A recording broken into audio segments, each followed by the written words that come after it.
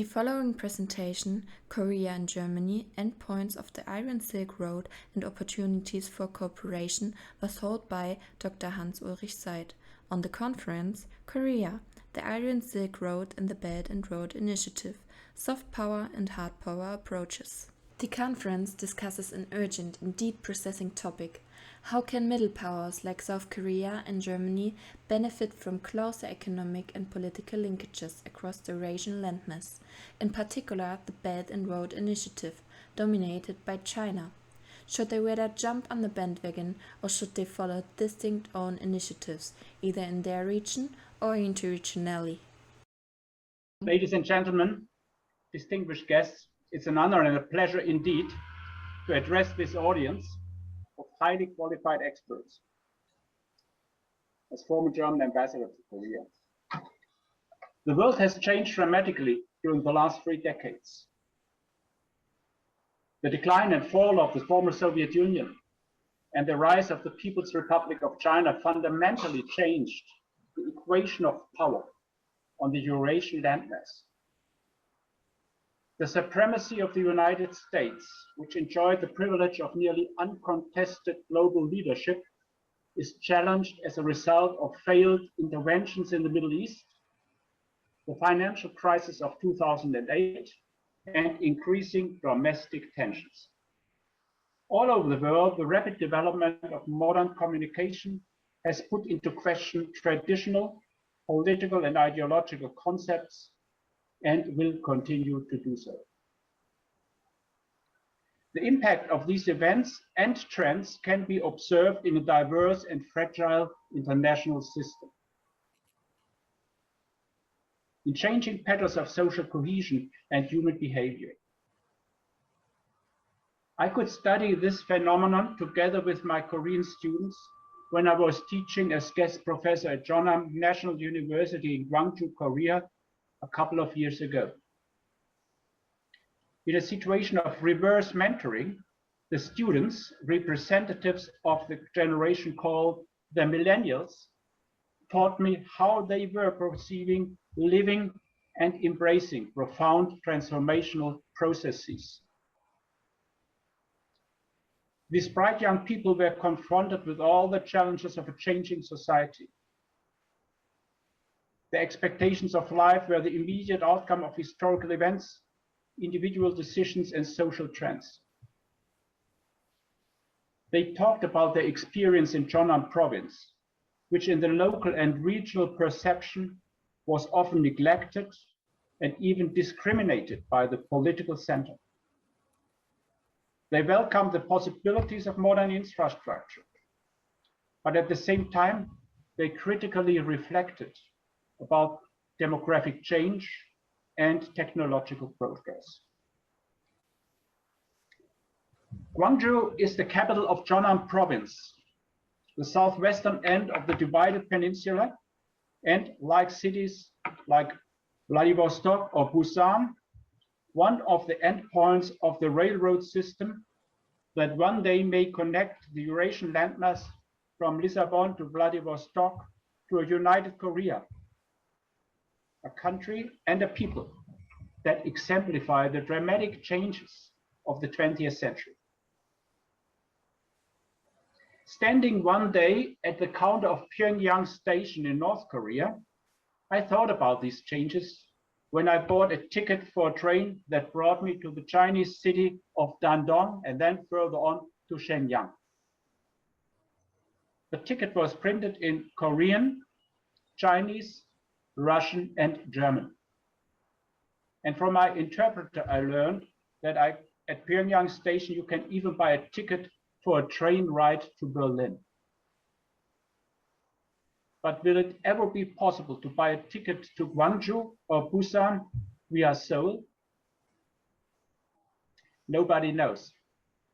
However, developments since the end of the Cold War accelerated, and horizon scanning is becoming extremely difficult. Certainly, there were long-term trends during the last decades. The Republic of Korea and the People's Republic of China moved forward rapidly and are, like Japan in the past, now playing a lead role in many fields of science and technology. While Korea developed an amazing set of soft power tools, China became the strongest country on the Eurasian landmass. And I would even say on the Eurasian African landmass. But long-term trends can be disrupted. When the pandemic broke out in Wuhan at the end of 2019, many China watchers asked, what will happen to the Chinese economy, the country's political system, and the surrounding region? Today, we know the answer. More than 1 year after the outbreak of COVID-19, we recognize that East Asia, at least for the time being, remains the dynamic and driving hub of the world's economy. Against this transformational background, your conference will address specific and urgent questions. How can middle powers and export-driven economies like the Republic of Korea and Germany further benefit from ever closer ties across Eurasia? Can they participate in mega-sized infrastructure projects like the Belt and Road Initiative or the Nord Stream 2 pipeline without becoming entangled into conflicting grand strategies? I keep these and similar questions in mind since an impressive 3-month tour through China in spring 2016,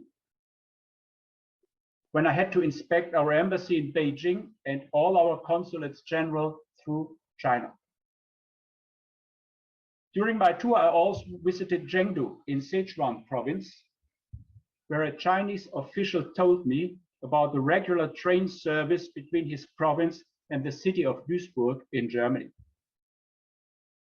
He was surprised by my question, why Duisburg? And immediately gave the answer, of course, Duisburg. It is the inland port of Rotterdam. During the following conversation, I realized that my Chinese interlocutor fully understood the details of the geo-economic landscape and the infrastructure of Western Europe. Visiting 2 weeks later Beijing, I spoke to a deputy minister of the central Chinese government. He told me that he and his wife, a successful entrepreneur, had carefully studied Karl Marx, Das Kapital, and he confessed that this book had been for his wife the inspiration for a successful business career as a capitalist. Now I began to understand how carefully classical German texts like Karl von Clausewitz on War or Ferdinand von Richthofen's The Silk Roads were read in China, and that their political and economic teachings were integrated into a larger strategy and became instruments of operational practice. Before my eyes emerged a rough sketch of China's grand strategy, and I would like to share with you my personal interpretation of its main objectives, its strengths and weaknesses. Please understand me correctly. I don't want to engage in a moral discussion about values. This is not the topic of your conference. But while you discuss technical and economic issues, you should also remember political realities, conflicting interests, collective ambitions, and emotions. The strength of China's strategy lies in its simultaneous outreach in 5 critical areas, namely in the political, the social, the military, the economic, and the scientific technological domains. Its weaknesses are the lack of natural resources, the risks of domestic imbalances, and in the long run, the petrification of an authoritarian system. After identifying the objectives, a short look at the instruments of such a grand strategy might be helpful. They include the construction, the diversification, and the direct or indirect control of major transit corridors on the Eurasian landmass and of maritime trade routes around the world. China's objectives and its instruments clearly reflect the vital interests and concerns of a great power that depends on the export of manufactured goods and the import of raw materials. Only a few weeks ago, the accident of the container ship Ever Given in the Suez Canal demonstrated how dependent China is on a few geostrategic choke points, transport and trade hubs. Around 96% of China's trade with the European Union passed through the Suez Canal. 96%. But the international debate on strategic risks, vulnerabilities, and resilience had long before started before the incident in the Suez Canal, COVID-19, or shortages in the imports of drugs, pharmaceutical material, and vaccines. In the United States, but also in the European Union, the growing strength of China and its infrastructure policy were watched for many years with mixed feelings. The European Union and the United States have increasingly reasons for concern. At Brussels, the extreme weakness of the European Union's governance structures becomes evident during every crisis the European Union is facing. At the same time, the economic effectiveness and social attraction of its member states are declining. On the other side of the Atlantic, the United States was starting to tear itself apart socially and politically even before the Trump years. Washington is confronted with a permanent structural trade deficit and the consequences of imperial overstretch. An early example of serious concern about the increasing dependency on Asia was a document published already in 2008 at the eve of the international financial crisis. The authors were high-ranking military representatives of major NATO countries, and their study revealed a wide range of regional and global risks. The study predicted that the strategic challenges of the 21st century will emerge as multi-dimensional threats. It analyzed the vulnerability of the West through the new dependence on the services and production of Asia. According to the study's assessment, Western societies were not prepared for the sudden and drastic collapse in vital supply that might be caused by major unrest affecting Asia's high-tech industry. For example, the in-house software production in Bangalore, India. In other words, the most positive uses of the global economy make the world as a whole vulnerable to local crises. Today, the threat assessment has, at least in Washington, moved much farther. At the beginning I had mentioned that the organizers had chosen the right moment for the conference. This was not only a polite remark, but also a specific reference to the annual report issued by the Director of National Intelligence of the United States exactly 10 days ago on April 9, 2021. This document, the first official threat assessment under President Biden's new administration, identifies the United States as key adversaries and competitors, although it notably excludes an assessment of their vulnerabilities and vital interests. According to the report, the leadership in Beijing sees its increasingly competitive relationship with the United States as part of an epochal geopolitical shift. China wants to return into the center of world politics and thus will remain the top threat to American interests.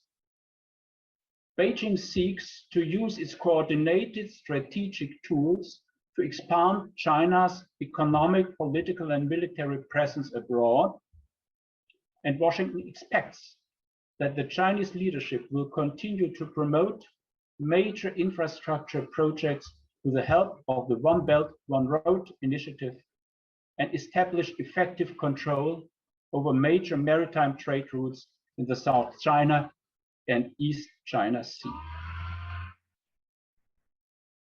There is no doubt the United States and China are upgrading their own resilience and preparing for a protracted Sino-American competition. The recent meeting of President Biden and the Prime Minister of Japan fits into the picture. Will the competing powers recognize their mutual vulnerability and the fact that neither Washington nor Beijing will have the monopoly of global hegemony? Will they be satisfied with a status of interdependence that guarantees both sides full cover insurance for their homeland security? The Sino-American competition will throw a dark shadow over the next years, and the consequences will be discussed during your conference. But at the same time, the situation also highlights the need for closer cooperation between the Republic of Korea and Germany, which share common interests and for more than 5 decades have worked together as close friends. And when we sometimes compete on global markets, we do so as friendly competitors because we know that our basic interests are the same, be it in the political, economic, social, and scientific technological domain. Both countries are concerned about the perspectives of a Sino-American competition that might escalate into a confrontational approach. An international system based on generally accepted rules, consistent multilateralism, and de-escalation in conflict situations is in the best interest of both countries. This is also true for an internationally coordinated approach to the construction and diversification of strategic infrastructure. Serious tensions often arise over the direct or indirect control of major transit corridors or maritime trade routes. Their status could and should be defined in multilateral international agreements or regimes. During the Cold War, arms control regimes and confidence-building measures were, for example, successfully negotiated in international fora like the CSCE. Could this approach, which was so successful, not be repeated in the domain of strategic infrastructure and trade routes? Should the Republic of Korea and the Federal Republic of Germany, as endpoints of the new Silk Roads, not take the lead in formulating together with like-minded countries the necessary initiatives, for example, in the framework of the G20? As far as my own country, Germany, is concerned, it should in addition promote within the European Union a common infrastructure project that stimulates the European vision and offers concrete material advantages, jobs, and economic growth for a younger generation. A major European infrastructure project would not only balance China's grand strategy, but also renew Europe's optimism and promise of prosperity. Since many Europeans are asking themselves, why are the Chinese building the train route from Budapest to Belgrade and not the members of the European Union? At least among the European think tank community, this idea is getting increasing support. How long do we have to wait for the European Marco Polo project of the 21st century? Another area where Korea and Germany should avoid the shadows of great power competition is the domain of innovation and technology. Here, according to international rankings, both countries are lead nations in their own right. Of course, every ranking method has its advantages and disadvantages. But if we take, for example, the Bloomberg Innovation Index 2019, Korea was ranked #1, followed by Germany as #2. Direct investment in joint research and development projects in Korea and in Germany could make both countries, at least in one strategic domain, less dependent from the political and physical shock waves that could interrupt the connections and supply chains across the Eurasian landmass. In critical situations, they could become stabilizing factors in an otherwise flexible but fragile network. Already today, the University of Applied Science in Zwickau proves itself as a stimulating factor of a growing Eurasian network. The university is part of the innovative research and development landscape that developed in the Free State of Saxony after German reunification. The vital relationship between Saxony and Korea clearly demonstrates the opportunities offered by long-term cooperation between the endpoints of strategic infrastructure. This conference is clearly not an ending, but a starting point. In this spirit, let me thank the organizers once again, and let me wish all participants a stimulating and successful conference. Thank you very much.